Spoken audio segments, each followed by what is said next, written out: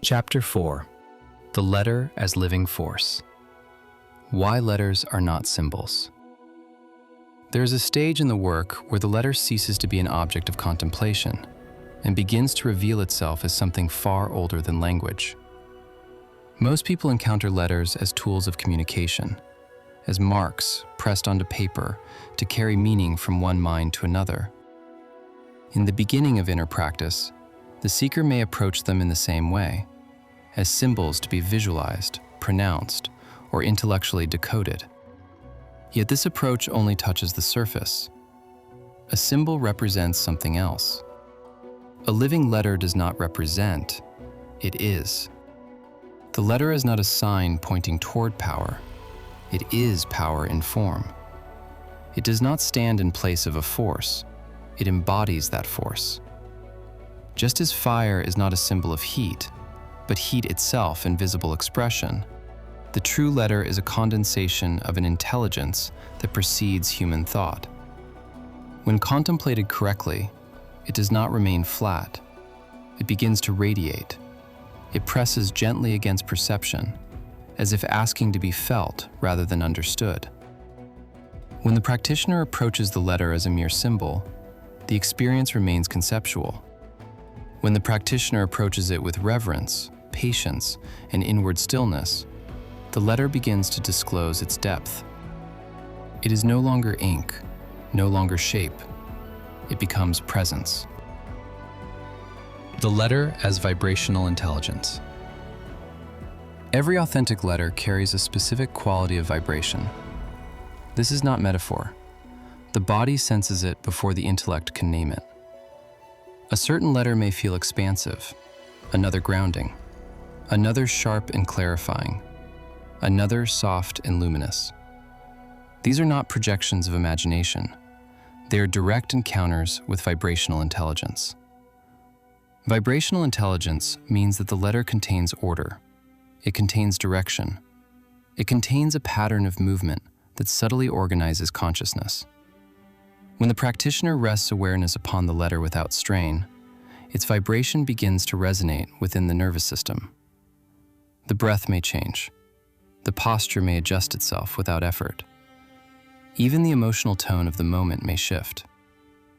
The letter is not passive. It is dynamic. It does not wait for the practitioner to animate it. It carries its own animation. In deep work, one begins to feel that the letter is studying you as much as you are studying it.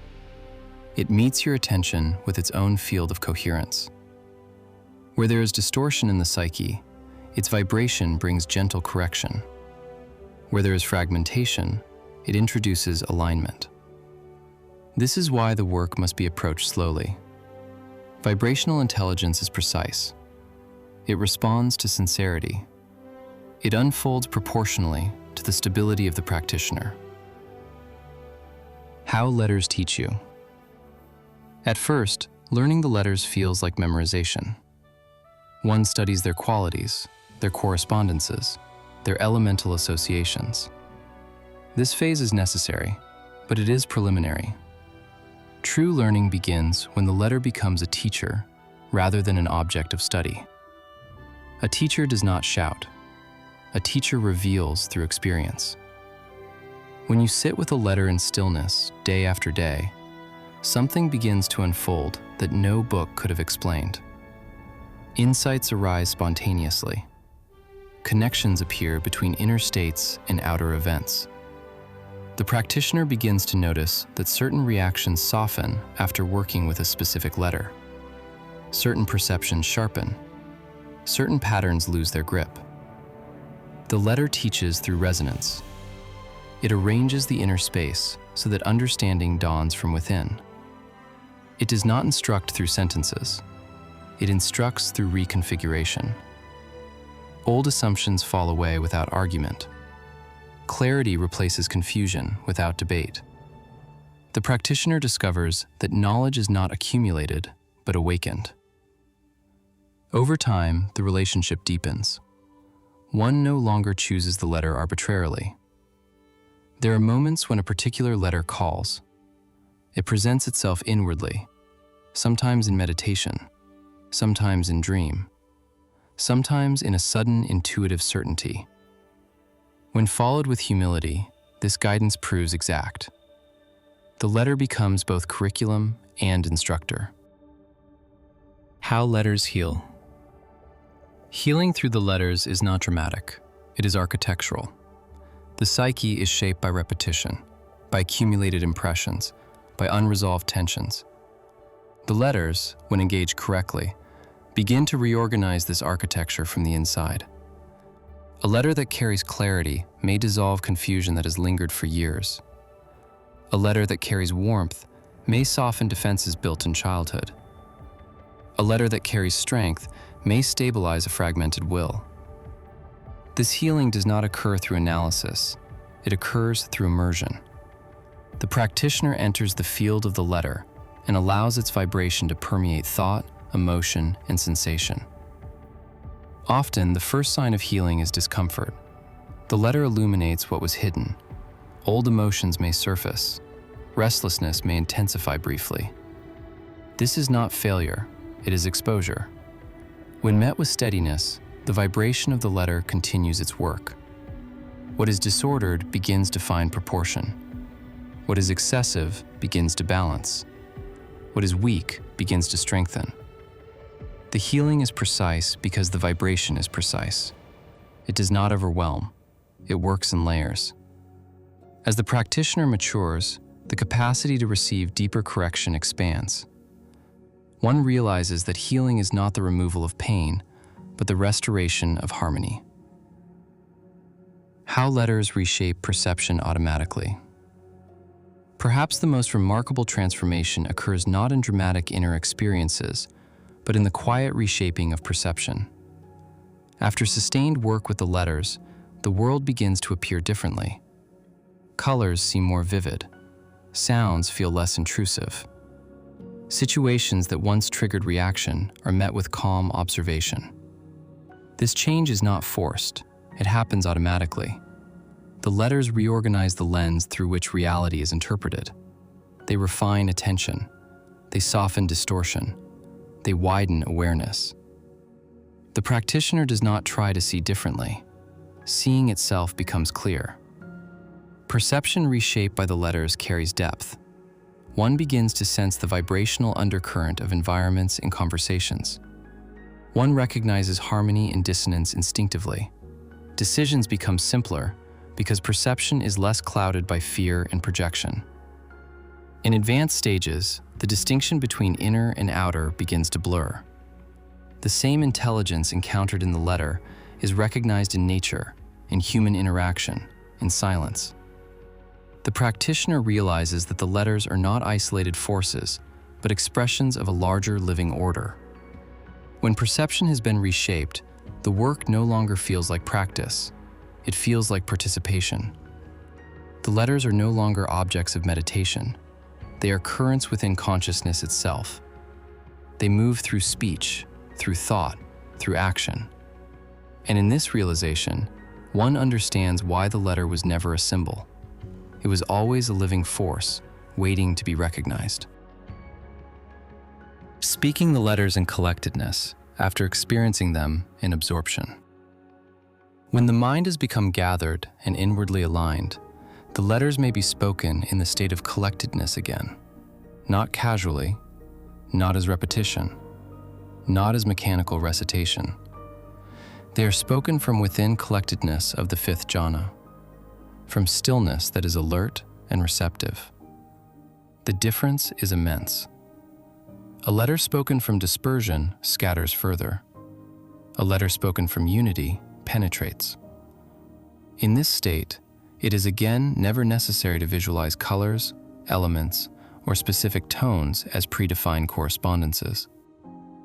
In fact, attempting to impose them can become a subtle contradiction. The intellect may wish to decorate the letter with the prescribed color or assign it an element by memory. Yet true work does not depend on imagination. When the letter is entered correctly, its color reveals itself. Its elemental quality becomes unmistakable. The perception arises spontaneously, without effort. You may find that a letter begins to radiate warmth or coolness. You may sense expansion, contraction, weight, lightness, density, or brightness. These impressions are not invented. They emerge from the vibrational field of the letter itself. The practitioner does not manufacture experience. He witnesses it. Every perceived change should be written down, without interpretation, without embellishment. Simply record what occurred. The body felt lighter. The chest warmed. The mind became silent. The breath deepened.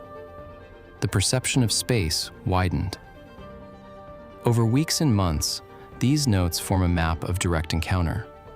They reveal patterns. They reveal precision. They protect the practitioner from fantasy by anchoring experience in observation. The pitch of the spoken letter may be chosen intuitively. There is no rigid scale imposed from outside. Begin gently. Speak the letter aloud or softly, with awareness resting in it. Then adjust the pitch slightly, lower, higher, sustain. You will feel immediately how the vibration moves differently through the body. A lower tone may resonate in the abdomen or spine. A mid-tone may gather in the chest. A higher tone may illuminate the head or expand into subtle space. By changing pitch, you alter the distribution of vibration. The practitioner begins to understand that the body is not a solid object, but a chamber of resonance. Each region responds uniquely. If the intention is grounding, the tone may descend. If the intention is clarity, it may rise. If the intention is emotional balance, it may stabilize in the heart region. This is not guesswork. It is felt directly. Beyond the body, you may sense where the letter wishes to be spoken. Sometimes it is directed into the physical form, sometimes into the field of feeling, sometimes into the mental sphere where thought arises, and at more refined stages, into the vastness that contains all spheres. That vastness has been called Akasha. It is not an exotic location. It is the space in which everything appears.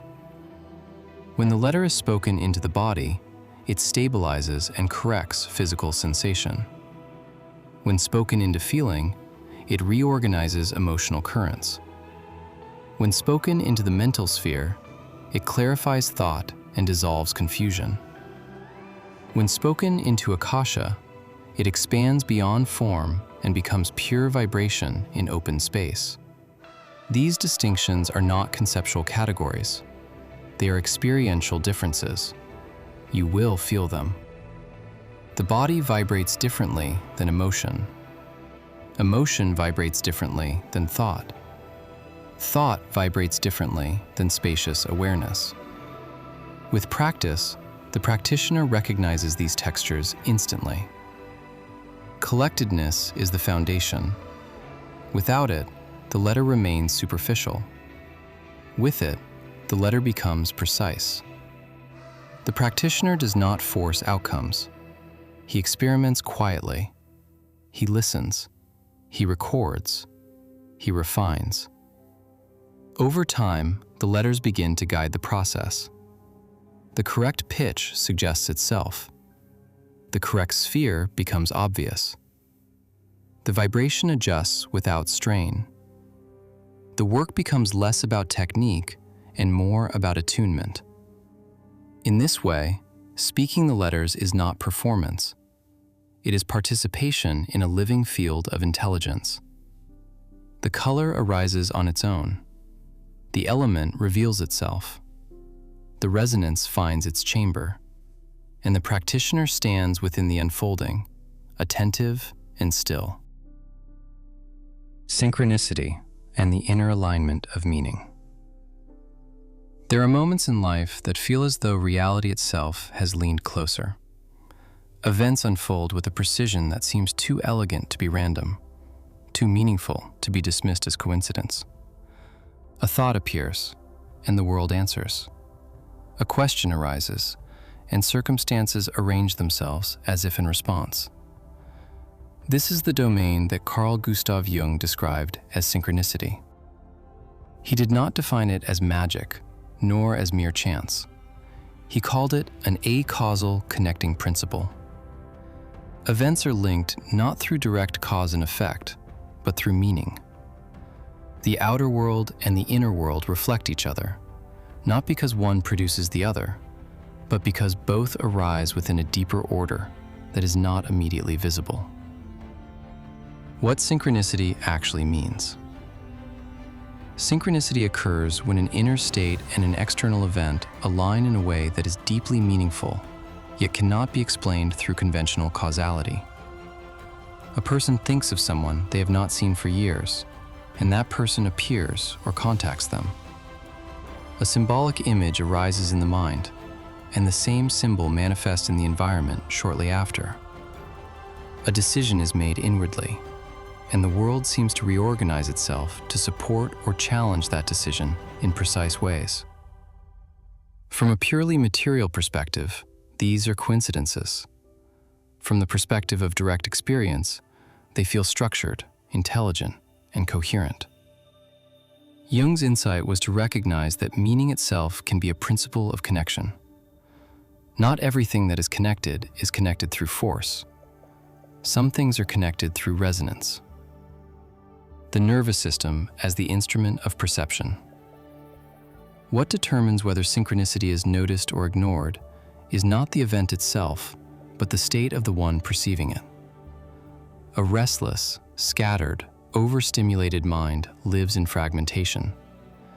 It jumps from object to object, constantly pulled by craving, distraction, and reaction. In such a state, even if synchronistic patterns occur, they pass unnoticed or are dismissed. The nervous system is too noisy to register subtle coherence. When the nervous system is regulated, however, something changes. There is less reactivity, less compulsive movement toward or away from experience. Attention becomes stable, open, and receptive. In such a state, perception becomes more refined. Patterns that were previously invisible begin to reveal themselves. Not because the world has changed, but because the interference has been reduced. It is like a lake becoming still. The reflections were always there, but only a calm surface can reveal them clearly. Allowing synchronicity rather than forcing it. A common misunderstanding is the attempt to create synchronicity. People try to manifest, to control, to impose intention onto reality in order to produce meaningful coincidences. This approach is rooted in the same illusion that underlies all suffering, the belief that the self can command the unfolding of experience. Synchronicity does not respond to force. It appears when there is alignment, when the mind is no longer fragmented by craving and resistance, when perception is clear and unentangled. Then inner and outer begin to reflect each other naturally, not because one is controlling the other, but because both are no longer distorted. It is not something you generate, it is something you stop interfering with. Synchronicity and the path of practice. Within the framework of practice, synchronicity can be understood as a byproduct of increasing coherence. As one guards the sense doors, reduces reactivity, and stabilizes attention, the nervous system shifts from constant agitation to balanced responsiveness. The mind no longer projects as much noise onto experience. This allows reality to appear more directly. In such a state, meaningful alignments become more apparent. Decisions feel guided, not by impulse, but by clarity. Situations unfold with a sense of timing that feels precise without being controlled. Yet it is important to understand that synchronicity is not liberation. It is not the goal. It is not a measure of attainment. It is simply one of the ways in which a less distorted perception of reality can manifest. If one becomes fascinated by it, one is again caught in the field of phenomena. The practice remains the same. seeing clearly, letting go, not identifying. Advanced absorption into the letter. There is a point in the work where the letter must cease to be something you are doing and begin to become something you are entering. As long as the letter is treated as an object of focus, the relationship remains external. You are here, the letter is there, and effort is required to maintain the connection. This stage is necessary, but it is not the completion of the practice. It is only the beginning. The true transformation begins when this separation dissolves, and the letter is no longer something you hold in attention, but something that begins to hold you. The practitioner must develop a precise sensitivity to discern when collectedness is required and when absorption is appropriate. These are not interchangeable states, and confusing them leads to imbalance in practice. Both must become effortless over time, arising naturally rather than through force. Collectedness is the stable ground, the continuous coherence of the mind throughout daily life. Absorption, however, is a deepening of that coherence into a unified state that requires a slightly greater degree of refinement and readiness. It is not difficult in itself, but it demands that the conditions are fully aligned. For the advanced practitioner, this distinction becomes intuitive. Through a disciplined lifestyle and the consistent guarding of the sense doors, the mind remains undisturbed and readily available. In such a state, true absorption is no longer something that must be pursued. It becomes accessible at will, entered without strain, as naturally as the mind inclines towards stillness when nothing obstructs it. To understand the shift mentioned above, one must approach the letter in exactly the same way one approaches traditional meditation, using the common meditation objects. Not as an act of forcing concentration, not as an attempt to produce an experience, but as a process of allowing attention to settle, to refine, and to deepen until it becomes absorbed. The letter is not to be imagined with strain. It is not to be repeated mechanically. It is to be entered with the same quiet precision with which one enters stillness. One brings attention to it, gently, steadily, without aggression, and then one begins to release everything that is not the letter.